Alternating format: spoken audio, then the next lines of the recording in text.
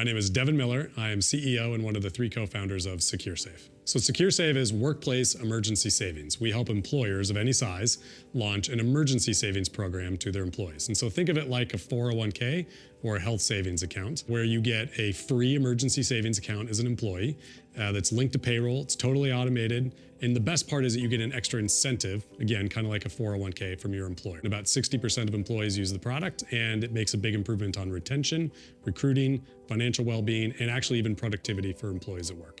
So the origin behind SecureSave was when the pandemic hit. My 2 co-founders and I were completely doing different things. And we've known and understand what it's like to not have even just a few $100s when something unexpected happens.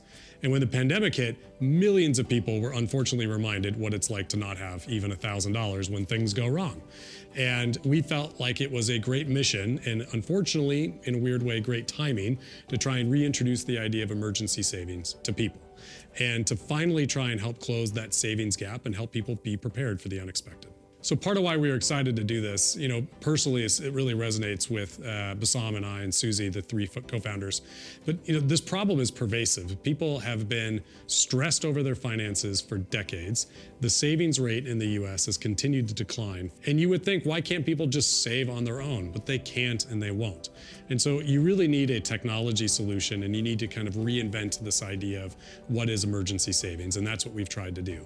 So as far as how we raise money and how we thought about financing the company, building a financial technology company like SecureSave is one that we felt was a very large opportunity that had some real technical challenges and compliance and regulatory hurdles. And so we felt this was a good fit for venture capital. And so we've raised almost $20 million to date. And where we started was really here in the Northwest with investors such as Pioneer Square Labs and Sea Change Fund out of Seattle.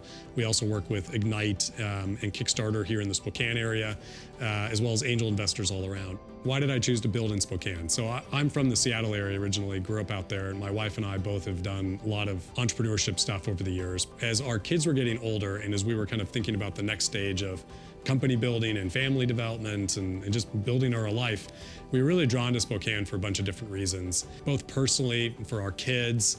I grew up in Washington. I love the Spokane area. It has kind of all the best that you would expect out of the Northwest.